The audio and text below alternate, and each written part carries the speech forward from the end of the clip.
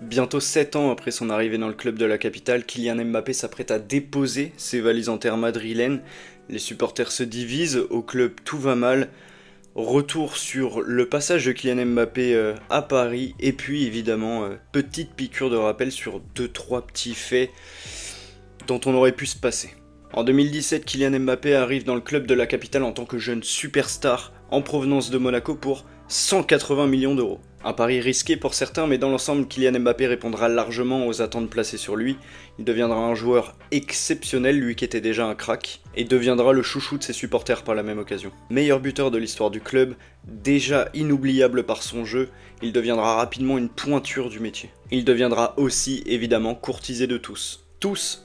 C'est surtout le Real Madrid. Le Real Madrid est prêt à tout depuis le début pour intégrer Kylian Mbappé à ses rangs. Année après année, le plus grand club de l'histoire du foot fait tout pour attirer les plus grands joueurs dans ses rangs, c'est normal. Le train ne passe qu'une fois à Madrid. Sortez vos calculatrices, 14 fois en 7 ans. Le club viendra faire des avances aux Français 2 fois par an, passant au passage pour des idiots, merci Nasser pour les travaux. C'était inévitable et ça approche, Kylian Mbappé arrive au Real Madrid après les avoir humiliés sur la place publique. Grand défi pour un joueur d'excellence. Kylian a largement les épaules pour et je pense qu'on a tous envie de voir ce qui va se passer par la suite. Quand on parle de football, il y a la théorie, mais il y a aussi la réalité. Kylian Mbappé part-il en légende? Pas tant que ça, voyons pourquoi. Des millions pour pas grand-chose. À mon échelle, quand je pense à des joueurs exceptionnels et inoubliables du côté du Paris Saint-Germain, et en particulier des attaquants, je pense par exemple à Paoletta, qui sauvait le club après année de la relégation, qui était un joueur vraiment décisif match après match, mais parce qu'on avait littéralement besoin de lui, il répondait présent à chaque match. Je pense par exemple à Zlatan Ibrahimovic, qui nous a fait passer un cap, sportivement parlant, d'un point de vue réputation, etc. Zlatan, c'était quelque chose. Quand on a pris Zlatan, on s'attendait pas à ce que ça soit aussi bien. Mais j'ai du mal à penser à Kylian Mbappé, arrivé déjà en pleine bourre, voilà, un très grand joueur, mais quand même pour 180 millions. Il était au top, le meilleur joueur français en activité, peut-être, ou alors en devenir.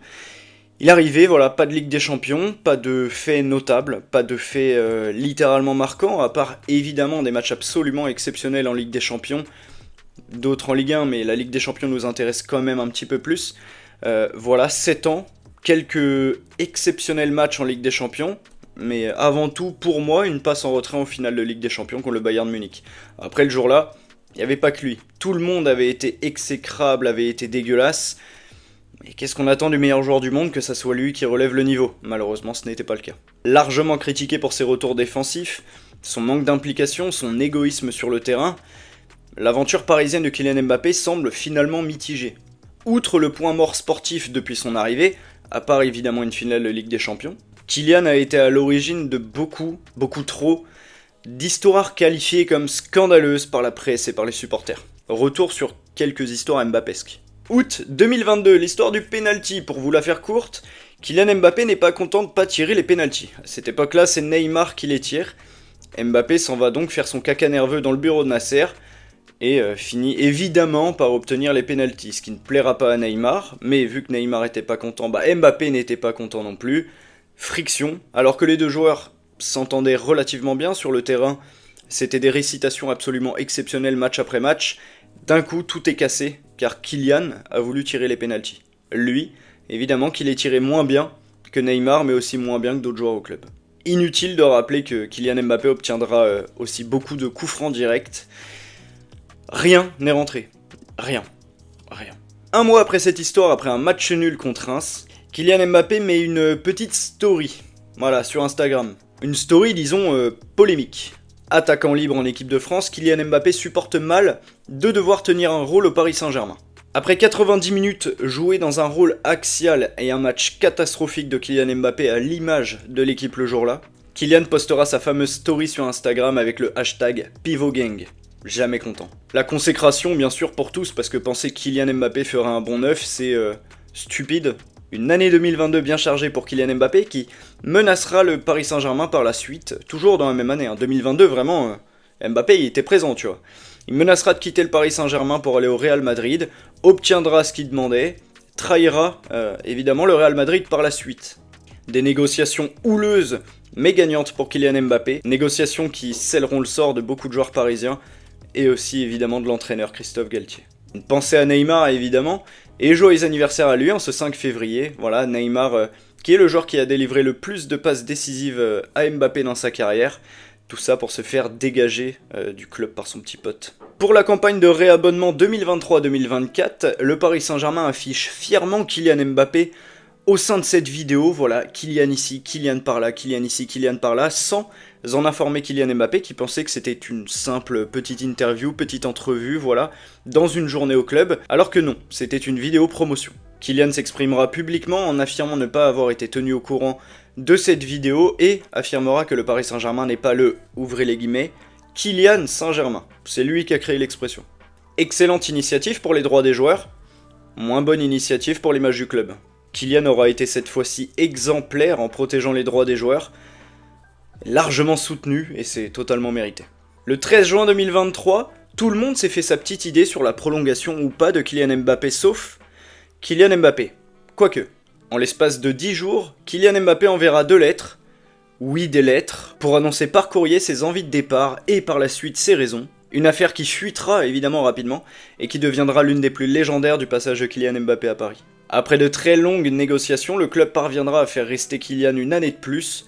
Très mauvaise idée, selon moi et selon beaucoup, car si le joueur avait envie de partir, il fallait déjà le laisser partir. Kylian Mbappé est l'un des meilleurs joueurs du monde, si ce n'est le meilleur, mais que quand il a décidé. Un joueur absolument exceptionnel qui peut prendre la décision à n'importe quel moment sur le terrain. Pas besoin d'en dire plus pour comprendre que le départ de Kylian Mbappé laissera un immense vide au Paris Saint-Germain, mais son départ du club nous évitera de passer pour des idiots dans la presse une semaine sur deux. Kylian a envie de partir depuis un petit moment déjà et nous nous battons contre ça, évidemment en vain. Laissons-le écrire son histoire, elle va être magnifique en plus. Merci Kylian pour ton aventure chez nous, pour tes dribbles, tes buts magiques, tes accélérations incroyables, pour ton combat au droit à l'image. Merci d'avoir fait rayonner le club par à coup, mais toutes les bonnes choses ont une fin. Le Paris Saint-Germain n'est pas le Kylian Saint-Germain. Aucun club n'est et ne devrait être dépendant d'un seul joueur. Nous ne sommes pas Mbappé dépendants. Le club ne peut pas baisser son pantalon dès que Kylian décide de quelque chose. Envoyer des joueurs au loft, décider du recrutement, faire virer des joueurs, décider de jouer sans aval de la direction ou encore mettre la pression aux dirigeants pour tout et rien, fait aussi de Kylian Mbappé un joueur inoubliable dans le bon et dans le mauvais sens du terme. Un joueur exceptionnel, inoubliable, sûrement le meilleur joueur du monde, mais aussi malheureusement un joueur qui aura manqué de respect au club et à ses acteurs, nous les premiers en tant que supporters, maintes et maintes fois. Tout ce cirque autour d'Mbappé va enfin s'arrêter, le club va pouvoir se reconstruire correctement, avec des joueurs qui ont réellement envie d'être là, qui ont réellement envie de faire progresser le club et qui, je le rappelle, sont des salariés. Ce qui fait peur, c'est que le club va absolument vouloir recruter une star pour faire oublier le départ de Kylian Mbappé, et ça pour le coup c'est une très mauvaise chose. On parle par exemple d'un Raphaël Leao, on n'en a sincèrement pas besoin quand on voit par exemple un Barcola. Tout ce que j'ai envie c'est qu'ils prennent le numéro 7 et qu'ils nous fassent vibrer pour les prochaines années. Des joueurs fantastiques, évoluent d'ores et déjà au club, et je pense que le départ de Kylian va les aider à s'exprimer. Pour conclure cette vidéo, je vais parler aussi un petit peu des supporters. Nous sommes tous des supporters du Paris Saint-Germain. D'accord, donc nous avons théoriquement tous le même but. Nous sommes théoriquement aussi tous de la même famille.